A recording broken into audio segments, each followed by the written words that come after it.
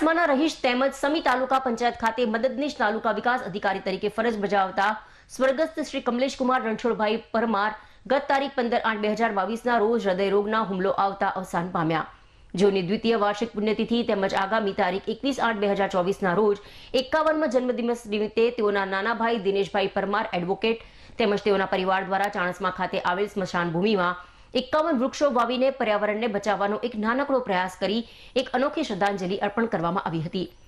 હાજર તમામ લોકોએ 2 મિનિટનું મૌન પાડી દિવંગત કમલેશભાઈને શ્રદ્ધાંજલિ અર્પણ કરી તેમજ ચાણસ્મા ખાતે નિર્માણ પામનાર વાડીમાં ડોડિયા પરિવાર વિકાસ ટ્રસ્ટમાં ₹1,11,111નો ચેક ટ્રસ્ટના પ્રમુખ ડોક્ટર વિનોદભાઈ પરમારને અર્પણ કરવામાં આવ્યો હતો। તેમજ સ્વર્ગસ્થ કમલેશભાઈના 51મા જન્મદિન નિમિત્તે સ્મશાનમાં નવીન પાણીની પાઇપલાઇન નાખવા માટે ₹5,100નું દાન પણ આપવામાં આવ્યું હતું।